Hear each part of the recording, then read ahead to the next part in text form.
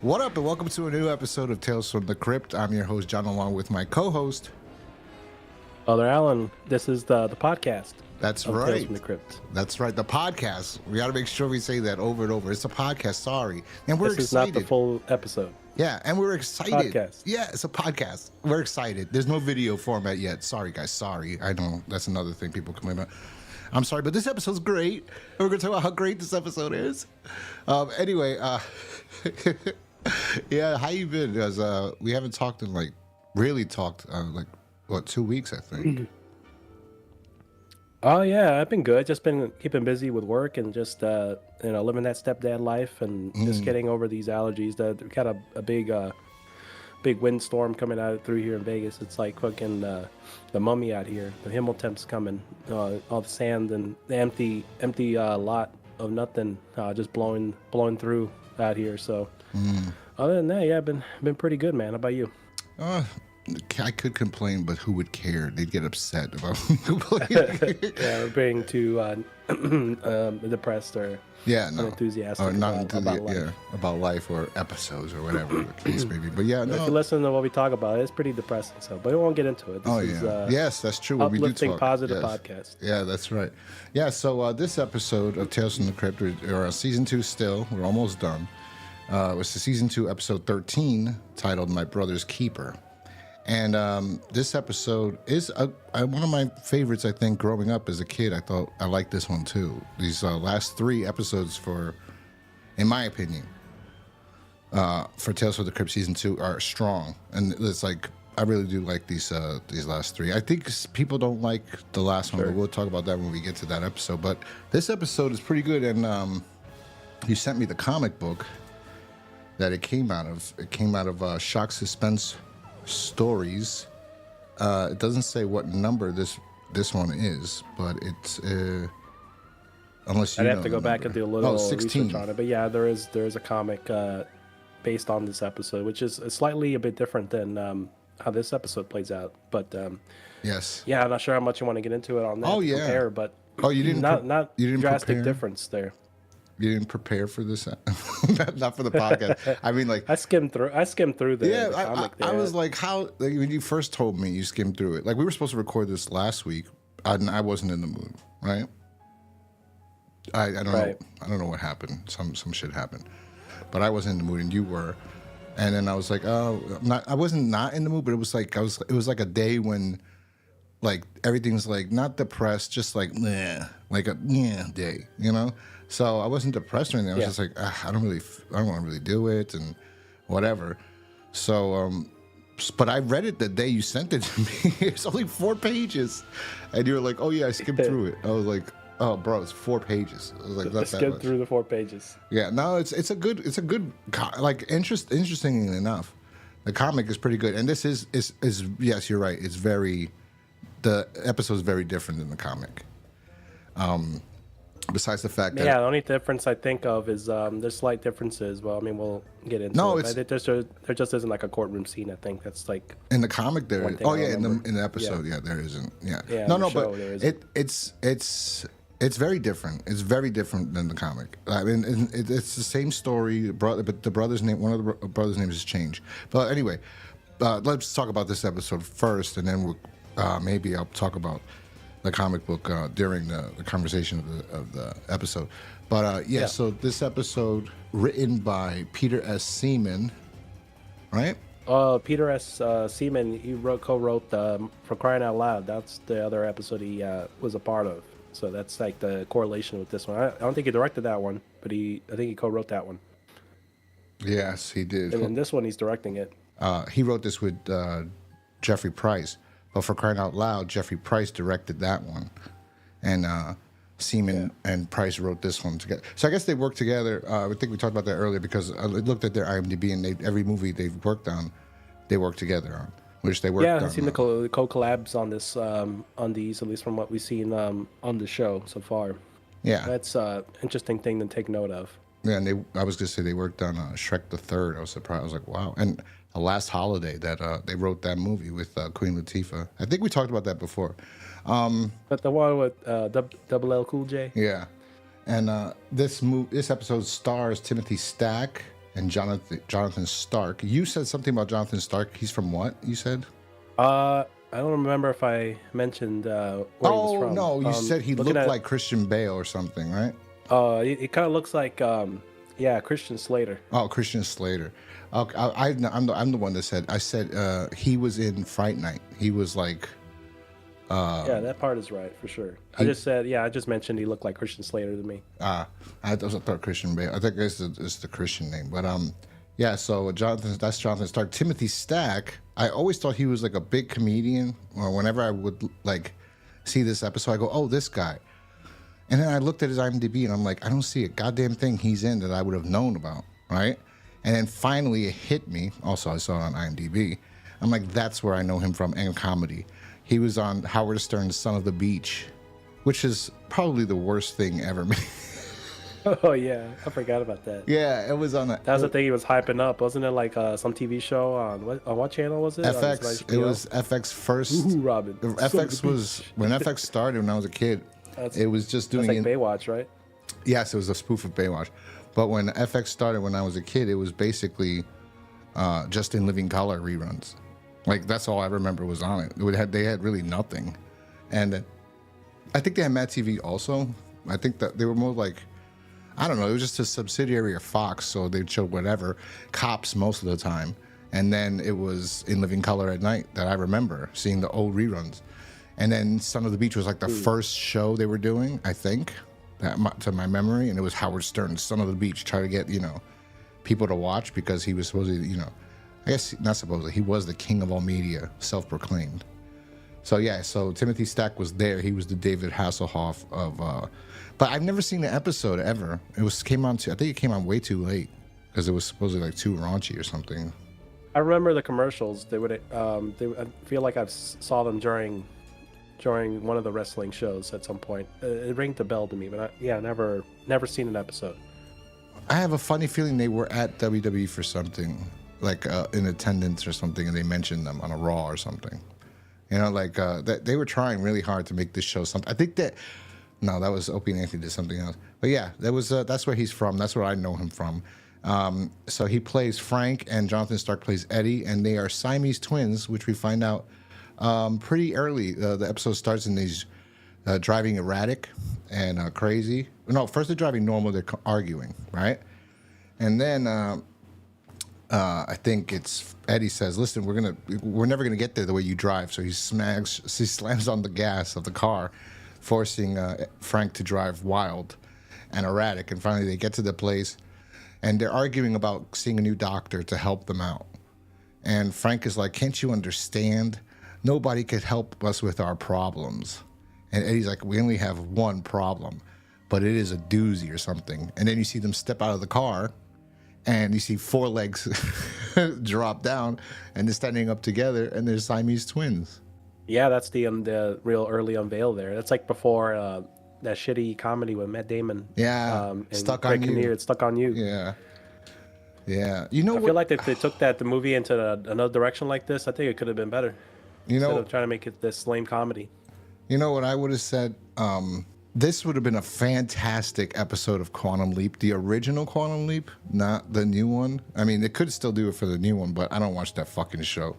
I scrolled through it the other day to look at because I stopped at like episode 6, before episode 6, I think episode 6 I stopped, which was a good episode, I think. But then they saw that they did a teaser for Halloween one. Sorry to step away from talking about Tales from the Crypt for a second, but then I saw in season 2, they did an episode that he went to the Salem witch trials, and I was like, oh my God. What? They just don't understand the idea of the fucking show. So it's just, whatever. It was very frustrating. I was just like, oh God, they gotta stop watching, because this is pathetic. But like the original Quantum Leap. Yeah, it seemed like they're just doing that trope of just going back in a certain time period that people might know, but whenever at least from what you explained to me, it was more about the people that you go into. It wasn't really the time period. It's the people he's helping originally, and then season 5 they kind of went, because they knew they might get canceled, so they kind of did things a little crazier and introduced new things. But still, at the end of the day, it was always about the people he was helping, and those stories were good stories. It was good acting, and it's just, I mean, the continuity wasn't great, but whatever. But anyway, it would have been much better if this was Sam Beckett and this was the old Quantum Leap. Idea of him being a Siamese twin is great. They had a lot of episodes where he was. They had a lot of. They had comic books of Quantum Leap too, but which I own some. But anyway, let's skip talk about that shit. Let's talk about this episode. So, which one was I? Which one's Hank and Frank? I forget already. Which one's Hank and Frank? Eddie is. Well, Frank is the Eddie's the degenerate, alcoholic, troublemaker. Yeah, Frank's kind of the straight man of the group or the episode. So yeah, that's the two of them. Yeah, so Eddie's gross, and he starts looking at girls, and he's looking to get drunk and get fucked up because he's miserable with his life, because he's miserable being attached to his brother. And he wants to have his own life away from his brother, and he thinks he'd be much more happier if they were split.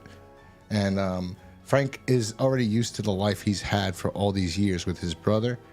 Mind you, one of them looks 50, the other one looks 40. So I don't know. I don't know how it goes, but they both go, and this is what I was going to ask you. So, I don't know if you've ever seen this. I've never seen this in my life. Have you ever seen a person at a bar reading a book? You know, I was gonna bring that same thing up. I don't think I've ever seen anybody reading a book at a bar. But yeah, if you wouldn't be there if you were trying to read a book there. I don't know, because that's a trope in like some movies I've seen this in. Besides this, I don't know where else I've seen the same gimmick of somebody at a bar reading a book. I think it's just a way for them to humanize the character, I guess, to kind of match the same level of maturity or intellect, I guess, towards Frank. I mean, that's kind of what we're getting at. Like, they're kind of alike. They're intellectuals in a way. They like the arts.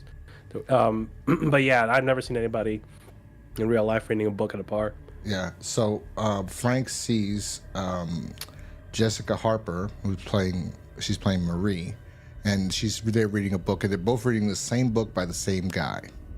And something about coincidence? Yeah, I think not, which we'll soon find out. But like, yeah, I forgot who the writer was, but it was something to serve. It was like, I don't know, something about man, like to serve man or some shit. And then the other guy was like, "Oh, this must be fate," because the title of her book was Man's Fate or whatever. So he's like, "Oh, you look familiar. Have I ever seen you before?" And I'm wondering, when I heard that line, I'm like, "Wait, did Eddie have her before?" Like, because when we find out, like, we'll get to that later, I guess. So that's possible. Yeah, she's like, "I don't know. I go to the symphony. Have you ever go?" And he was like, "I love the symphony." So they fall in love, or Frank falls in love right away, and he's smitten by this girl. And then she's like, "Do you want to dance?" And he's like, because Eddie wants to dance, and he's like, "Do you want to dance?" And she's like, "Not really." And he's, "Oh, I gotta go dance with my brother." And she's like, "Do you have to do everything with this guy?" And he's like, "Yeah, kind of." He tries to tell her that, you know, they're twins, and he pulls him away to dance with some other girl that he's talking to at the bar. Yeah.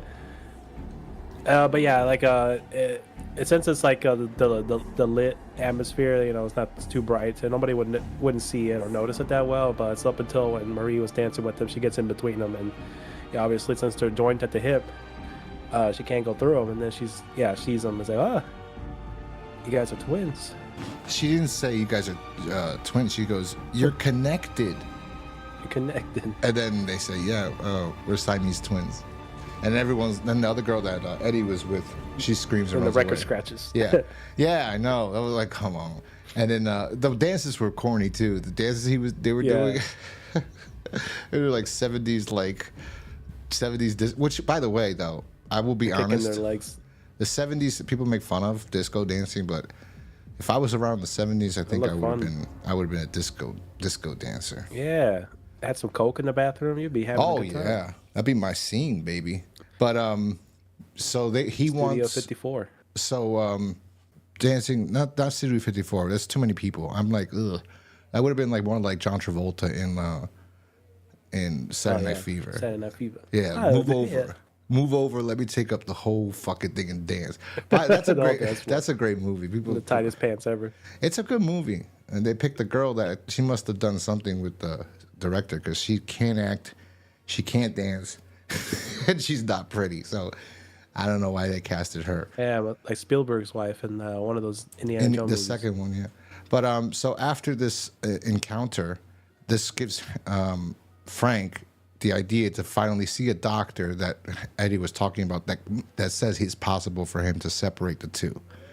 So they go to this doctor's office, and he's kind of like eccentric a little bit, but this guy looks familiar. I don't know what he's in, but he looks. Yeah, he's got some kind of German accent or something. Yeah, but it's his Some face. European accent. He looks like his name is Ron Orbach. Ron Orbach. He looks different in his IMDb photo, but I don't know. He just looks like I've seen him in other things before, and he is still. No, he's not still working. He stopped working in 2017. But he just looks like I don't know. He says Clueless, Grand Theft Auto, Love Crimes. I don't know. He just has the face of another actor maybe that I've seen many times before on many different things. So, but yeah. So they go to this doctor, and he's telling them, basically tells them like, look, there's I could do it, but there's a 50% chance you're gonna die, or one of you will die, or you both die. No, there's a 50% chance you're gonna die, both of you. But there's also a 50% chance. That's the whole thing for Eddie. He's like, Frank's like no, like it's too 50% risky. chance we die, and then maybe 50% chance we get through we it. live, yeah. So Frank's nervous about doing it. Yeah, I mean, he wasn't convinced by so the doctor's like, yeah, you got to come back when you guys have reached an agreement on this. So it was cool after that scene, getting to see their routine and seeing what all the shit they do together. This kind of reminds me of some of the A&E programs they used to run when they would cover Siamese twins. So it's similar in a way. They're brushing their teeth together, pissing together. They have a good working out life together. They have a good life in a sense. Like I don't know how they get on that bike together. Well, they probably just scoot over in the car, because it's like the way they stuck the clothing they wore at the. How did they put? Well, I guess one leg. But like, how does that piece? I'm curious on how. Yeah. They make it work. No, but no, not much as that. Doesn't look like there's an opening. No, yes, that's what I'm saying. Like the piece that connects them. How did they put their pants on and go to the club when it looked like it was one piece, like it was sewn together? Yeah. Like, how does that come off? I'm trying to imagine it, and I guess. Yeah, it's hard to see. I guess they're custom pants. It's hard to see anything there, like a zipper or anything, but I don't see anything like that. I don't know. They do the same thing with their pajamas, but then they have they brush their teeth together. They work out together at home. They have a big bed. Random pajamas though. Yeah, they were old It was cars. like vintage cars, pajamas in white. Mm-hmm. Well, in the comic, in the comic book, I believe that's the kind of car. One of the cars. That's the kind of car that is their car in the comic book, but purple. They have a purple car in the comic, and it kind of looks like that. Oh, okay. Yeah. Nice little nod then. Yeah. Well, one of the car, I think it's the red or the red and the blue ones. I think that's the car they have in the comic. Yeah, but they have a purple one in the comic, and the comic is similar but different, and it keeps it the suspense all the way till the end, the last panel that you find out they're Siamese twins. So for the most part, you don't know at all. You just see them together, and you just know they're both different names too. I believe in the. That was the cool reveal at the end. Yeah, when you saw that they were connected at the hip. Yeah, they in the didn't comic. really make it obvious in that story leading up to the end. Yeah, and the comic is Frank and Mark, so they changed it to Frank and Eddie. I don't know, works better, Frank and Eddie. But they changed it to so much. They changed a lot from the comic to the episode, but it works so well. And I was reading the comic, I told you when I was like, why did they? Because that was a good comic. But then I go, oh, I know why they changed it. Because the most interesting part is the first part of the panel, not kind of the comic, where one's being untried for. Anyway, I don't want to. Anyway, so this episode continues on. She calls him. I forgot to say where Marie's from. She's from the movie Suspiria. She was an actress on Suspiria, and she was the main actress in Suspiria, and our Dario Argento version. If you haven't seen Suspiria, check it out. The music is fantastic. They did a remake with Kate Blanchett, I think, and that's good too, but it's different, totally different than the '70s film. It was a fucking great movie. The music is so great. The lighting that Dario Argento does in that movie. It's about a cult, a witch. You gotta watch it. It's interesting. But yeah, It's been on my list to watch the original, and I know that there was a remake. Prior to you were going to go on with Marie calling them. Yeah, prior to that, we just see them in the kitchen real quick. But Oh you yeah, get a, yeah, yeah, yeah, yeah. you get a little a little unveiled that when Eddie drinks, Frank gets drunk too. He feels it, Yes. and he's still trying to press him on signing the paper.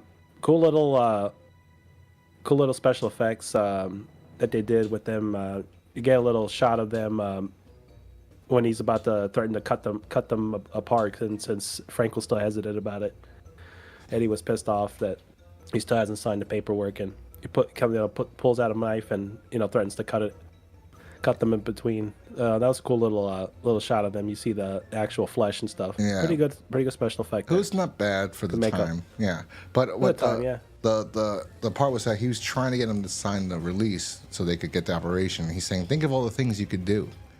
You could do everything you've always wanted to do that I'm holding you back from doing. And then he's like, no, Sleep on my side. He's like, he's too dangerous. And then he goes, well, I'll fucking cut us right now.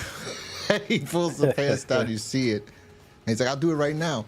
And then Frank's reasoning for not wanting to do it is he's worried he's going to be lonely. So like he does have, even though he doesn't hate him so much yet.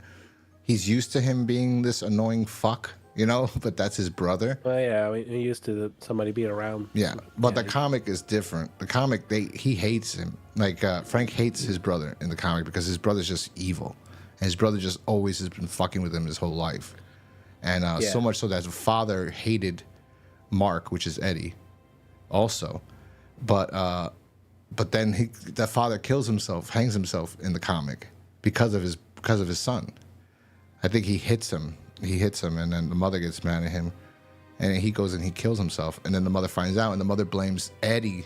I mean, the mother blames Frank for the death of the father, saying that he always cried and everything, and said that his brother was hurting him, like he was, like basically saying like your father thought that Eddie or Mark was evil because of you, because you kept, like, that's why he believed that, and it's all your fault. He killed himself because he couldn't bear whatever of hitting his son, which is not the truth. Which the mother finds out later on when the son is accused of something, when Mark is accused of doing something to another girl, and she's like, you did do it. Like she basically catches him fighting or complaining or admitting to it to Frank, even though Frank knows because he was there, right? So he's like, whatever. So then the mother finds out, and she's like, I think she basically like has a heart attack after or something. I forgot what happens to her, so she dies, and Mark doesn't give a shit, and Frank is just like miserable, and it continues on until Frank meets a girl. So in this show, it's the same thing. So Marie calls him after he's attempting to slice him apart, and she's like, listen, I'm sorry how I stormed out. I don't know how she got his number. I'm sorry how I stormed out, because according to what we saw, she shouldn't have ran out like that. Yeah, and as we get to the unveiling, that starts to add up a bit. Yeah, but he takes her to the orchestra, and Eddie's all dressed like shit, and they're all like chits and nice to go to the orchestra, and he cooks her dinner, and he's trying to be all romantic and everything, and just Eddie's just all fucking wasted as all hell, just ruining the whole mood. And Frank gets drunk too, because like you said earlier, when one gets drunk or something, the other one feels it. So Eddie's going crazy, getting wasted and taking pills, and Frank is feeling the effect that he can't have this lovely evening with Marie. And Marie is kind of like, even though she looks really old, I feel bad. She probably is old. I think she was born in the 40s, so this came out in the 90s. She's like fucking 60 in this. No, actually, I'm incorrect. I think she's 40 technically in this episode, but she just looks older, and that sucks. I apologize, but she does look very old. She looks like an older Mary Steenburgen from Step Brothers, the mom from Step Brothers. But that reminds me of Sally Fields a bit. Yeah, I feel like I've seen her before in something else, but I might have just been mistaking her with Sally Fields. Yeah, that's another thing sometimes. But yeah, so Eddie's really getting drunk and saying stupid shit, and he's like, oh, you like this? This is the kind of party I throw, is with a dildo and this, a 12-inch dildo and this, or whatever. A 12-inch vibrator, he says. Like, these are my kind of parties, babe, or whatever. And then she's like, listen, I gotta go home. I can't do this. Like, this is terrible, you know. And basically, he's like, I had a wonderful time, and I would drive you home if I wasn't so inebriated, you know.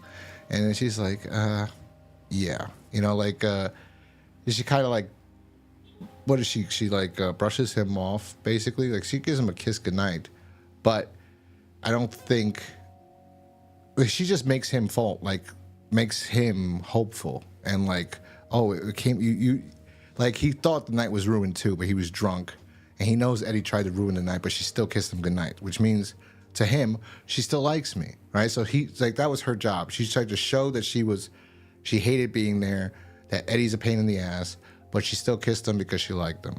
So it worked out for him. So he's like sitting there like with so stupid, staring, smiling, so happy or whatever. I'm in love. And then that you probably want to say this part, because then it cuts to after that night they go out again. They're in bed, and you're laying down in bed, and you just hear the bed creaking, and you know, Frank's trying to smooth talk his way with Marie, and then the next shot we get is Eddie with like some prostitute whipping him, is riding him like a cowboy, Animal. like a Just making it all yeah, like a cowboy, yeah, with the what's those? I forgot the movie. It's They like made a those movie about it little with Luke tassel Perry. whips. Yeah, the whip where she's like whipping him, but she's using that dominatrix thing, and she's just like torturing him, and he's handcuffed to the bed. The prostitute handcuffed her to the bed, and Marie is like, this is too weird. Like, I can't be like, your brother. Like, I'm laying down next to you in bed because your brother is getting dry humped by this prostitute. And then she's like, I gotta go. So she walks out, and then he starts getting mad at Eddie. And then he's like, I told you to stop it and play dice or whatever. And he's like, well, sign the paper. So then we go to the bathroom, and we get the big reveal. And what's that reveal? Yeah, the reveal is that her alongside that other prostitute. Yeah, they're both prostitutes. I mean, just Eddie hired them to try to convince Frank to eventually sign the paper. Oh, you know, in the hopes that, you know, he's found love, and then he can actually live a normal life without Eddie. So it's kind of a bit of a fucked up thing to do. But like you said, it is weird how they had this unveiling, because she's like 41-year-old prostitute. Yeah. I don't know if I buy it, but that's the reveal we got. She didn't really give off those vibes, but yeah, she's in cahoots with Eddie to. That's the one thing she manipulate the brother to eventually sign the paperwork. Yeah, she seems like a house mom. So if she's a prostitute, she did a fantastic job, because she does not come across as one at all. And then, that was her job. Her job was to make him think that they were in love, and that there's the only way it would work is that if they got separated, because Eddie's such a piece of garbage. So Frank is like, and he mentioned Frank mentioned that it's been a couple of weeks. A couple of weeks have passed, and he's like really in love with her, and you know, he's asked her to marry him. So that's kind of where we got there at that point. I for the first time I viewed it, I thought it was, it's only been like a day or two. That's pretty quick, but yeah, it was a couple of weeks apparently. Yeah, and also so she walks out on him because she just can't be around it, and Eddie was tied to the bed, handcuffed, and he tries to drag him out there to try to go after her. Mm-hmm. And then on top of that, it's also been like, it was a week before she even went on the first date, because they had a date, like they scheduled the date where she called, and then it was a week because he didn't shower for a week before they went to the symphony.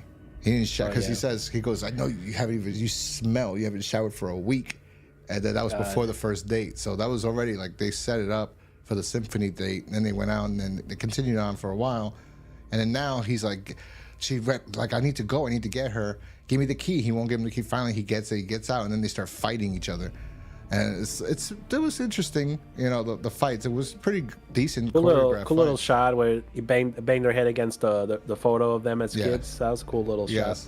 And then fighting in the kitchen, hitting him against the rack of pans. Yep. And then they finally like sit down, and he goes, well, just sign it then, right? Just sign it. So that he's about to sign it, And all of a sudden, Marie walks through the front door. She comes back, yeah. And she's like, she admits everything to him. And she's like, Hank, for Eddie hired me. I don't know if she says I'm a prostitute. She just says, I was all set up. I was helped to convince you, to have the operation. But I fell in love with you.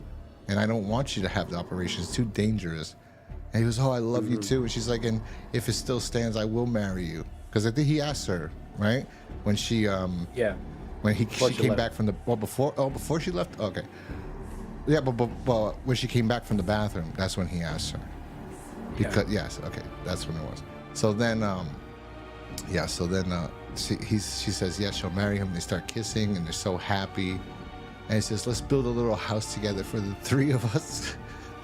How do you feel about kids? And then he's just like, now I'll never get rid of him. Because he just, I thought it was he wanted to be like separated so they could both live there. No, he just hated his brother. It's Eddie that hated Frank. And this is really like they went back to the comic where Mark was the piece of shit. Right here, you see that Eddie's the piece of shit. He hates it being attached to his brother because he can't live the life of debauchery that he wants to live. As we see how he acts, that's him. And he has this goody two shoes brother that likes everything nice, and he just can't stand him. So he fucking stabs her with a butcher knife in her back and kills her. And then she's like, "What? Like, why did you do that? You killed her. You killed her." He's like, "Yeah, whatever." So he calls 911 and confesses to the whole thing. And then Frank's like, "They're gonna put us in the gas chamber." And I think Eddie goes, "Yeah, I don't know. Forgot what he says right there. What does he say?" He was just under the illusion that they wouldn't put him under any kind of, like electrocution or anything like that, because it would be cruel, unusual punishment. Is what he's saying, because they were tied to the hip. Yeah, because if they killed one, they'd be killing both. So he was like, "Yeah, what are they gonna do? Kill us? They're not gonna kill us, right?" Because so then Frank just like thinks about it. And he's like, he's right. So he just handcuffs him to a table and starts drinking and taking all the pills, every pill that Eddie used to take to get high and drunk. He's doing that. He's drinking sleeping pills. Yeah, it's the sleeping pills earlier. But, he was taking those and drinking like crazy. But there were other pills there too, so I don't know if they were only sleeping pills, So he was... Yeah, it could have been anything. Mm-hmm. He just starts chugging vodka and all these pills. Yeah. And then it's funny because when he drinks it, it's the other one feels it more rapidly. Well, it's funny how quickly he felt it after chugging that, and then in less than a minute he's already wasted. I don't know if it works that way, but yeah, I guess that's the gist. Funny. I think he was already fucked up anyway earlier, probably. So they should have done a little bit more where that Frank was a little drunk because his brother was really drunk, or whatever, vice versa, whatever the fuck. So anyway, he says, "You're a murderer," or whatever, and he gets up. Eddie passes out, and he gets up. This is the only problem I have with this episode now. This is the only problem because he gets up and he uses her blood, to sign his name on the release, so they can have the surgery. Now, if they didn't show him do that's the only part. If they didn't show it, would have been a better reveal. But honestly, it's a good reveal because as a kid, at least for me, when they go to the next scene, it's great. So in the next scene, they're in the hospital, and Eddie wakes up. He's like, "Oh, I have such a headache," and he's next to his brother, obviously, right? And he looks at the nurse and he's like, "Oh, hey, I forgot." He uses a line every time when he's trying to flirt with a girl. And I think he says something like, "I bet there's some corset underneath what she's wearing." Yeah, or something. I don't know if he says that to her or not, but whatever. Then he hits her, tells her "Oh, I have such a hangover. Get me another beer, or whatever." And she goes, "Well, you have some visitors." And then it's the cops waiting there, and Eddie's like, "Oh yeah, that's right." He's ready to go to jail. He's like, "Yep." But that's miserable because they're both be in jail. You know what I mean? That does. He's just so happy. Yeah, he didn't really think about it. I think he did that far ahead. I think he thought like the comic does in the first panel. That's why it says the comic in the first panel, because in the first panel of the comic, he's in court with his brother, as Frank and Mark are in court, and the judge is like, "I have to let you go." Because that's the first panel. And he confesses to murdering the Frank's girlfriend. He confesses to basically having his father commit suicide, right? Like, or forcing it, or raping another girl, I think, something like that. So he confesses to everything, and the judge is like, I have to let you go because it would be cruel. And then Frank is yelling at the judge, like, how can you do this? You're letting him get off, right? And he's like, you'll suffer if I send you both to jail or if I kill him. And, you know, I'm like, you did nothing wrong. So, although he would be considered, in today's climate, he'd be considered what was it? Accomplice. An accomplice, yes, an accomplice. So, I don't know. So anyway, he goes, yes, Frank, Frank, we're going to jail, or we're freaks or something. And he goes, yeah, they won't do nothing to us freaks. Yeah, they won't do nothing to us freaks. And he goes, I'm not a freak, Eddie. You are. And he goes, Frank, you're over there. Then they pull the bed away from each other. You see that they got the surgery. That was really good. But yeah, the funny thing about that line is, Frank uses it too with the nurse when he gets taken away. It's said something under that crisp white uniform. I'm thinking of a studded leather corset. It's the same line he's using, all itching to come out. Yeah, that's the same line he's been using throughout the whole episode. Yeah, it was Frank uses it to the nurse, not the vice versa. Eddie just tells her to get him a drink, but yes, Frank uses it to her after they pull Eddie away. But I love that line where they pull Eddie away, and he goes, "Frank, you're over there." And he says, "Yeah, I got that surgery." And he's like, "Bye bye, fucker." You know, it was hilarious. That was great. And then he says the line to the nurse, which kind of shows you, maybe a little bit of Eddie finally rubbed off, or maybe since they split somehow, maybe there's I don't know, like there's an equal amount of each other now, in themselves, if that makes any sense. Like that. Yeah, I can see that. Something like that, because now why he say that line? That kind of like, he's not that guy. All of a sudden, but maybe they split, and maybe he's got some of that in him. That was interesting, but great episode. I think I really like this episode. I love the reveal at the end, even though, like I said, if they cut that one part out, it would have been better. But in the comic, at the end, it's a girl that's in love with Frank, and Eddie was like, I was always, and she does accept his marriage proposal, and Eddie's pissed because he's like, I always loved you, and like, so he gets mad and he kills her. So then they go to court, and he confesses, like it's like a back, like the beginning open panel starts with the court, and then it goes back to when they're kids and their whole life story, and then it goes to when he killed her, and then they finally get out of jail and they're shaving in the bathroom, and he's like, I think I'll do this. Yeah, the reason why I did this is because she liked you and I couldn't let you be happy, basically. And then he was like he's basically like, Mark or Eddie was telling Frank, I'm going to make your life miserable because I've always been like that because I just don't like you. Like a bully. And he's like, what's going to happen? I think I'm going to do this and that, and they can never put us in jail. Like, he's talking about doing all this shit. And then Frank's like, I know a way to end this all. And then Frank slits his own throat. You ain't got the guts, Frank. Yeah. With the razor blade. Yes, with the razor blade. He cuts his own throat, and then that's what he Crazy dies. how much they covered in just like the whole thing. Limited amount of pages. Yeah, in 4 pages, you never know to the last page. To the last panel. Last little Yeah, box. the last panel is them on the ground, and you see that they're connected, and the brothers' throats slit open. Great comic too. Yeah.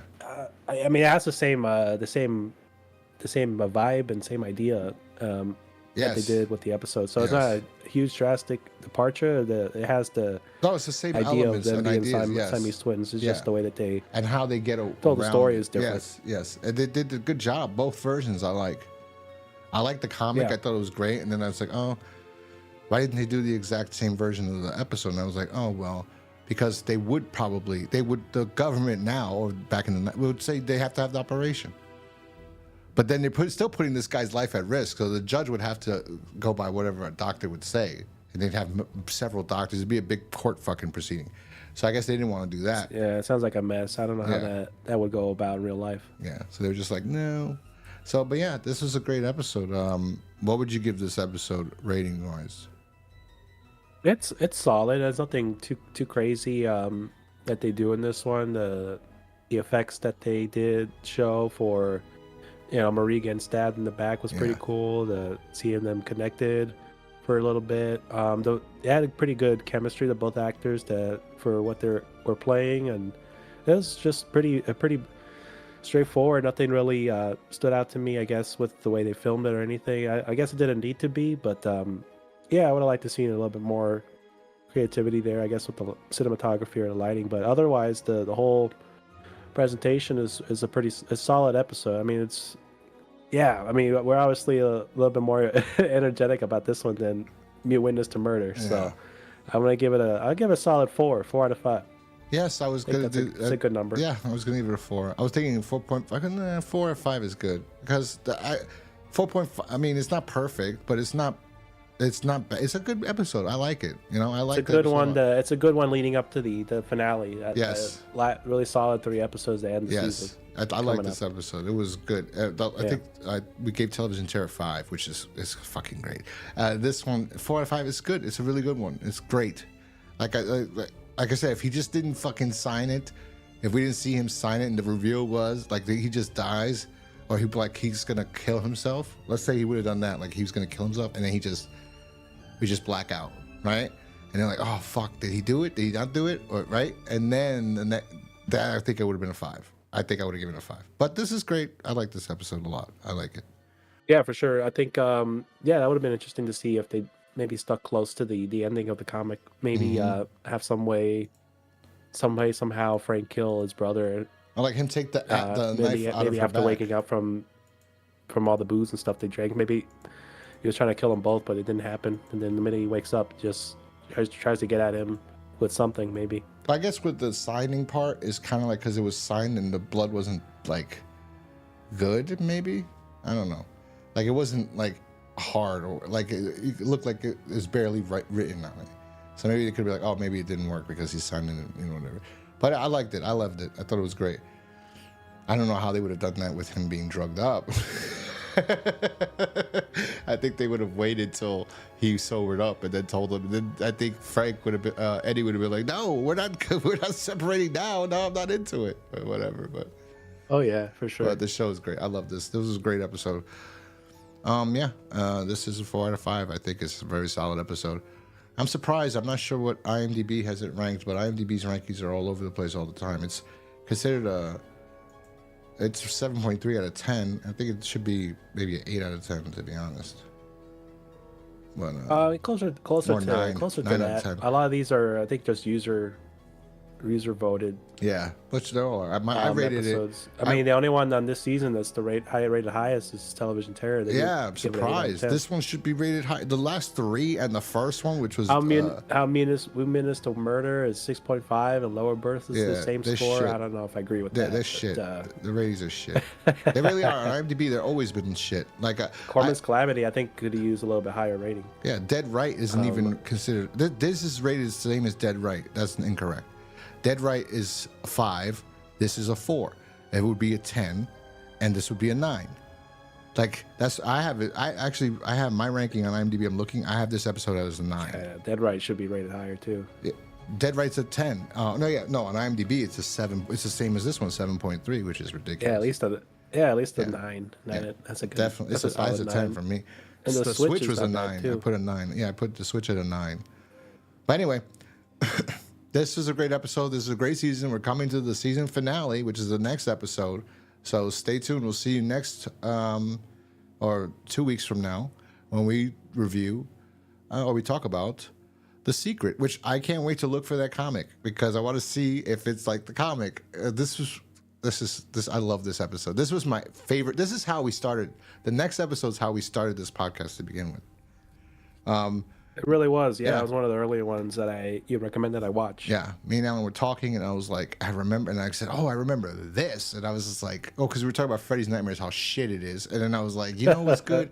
Tales from the Crypt, and then we started talking. Oh, because you started. I don't know if you started watching them already or whatever, but I told you. You started recommending him some, and I started watching it from the beginning while you were starting your Freddy's Nightmare commentary. So it's kind of all connected. Yeah. Funny how something shit brought something good out of that.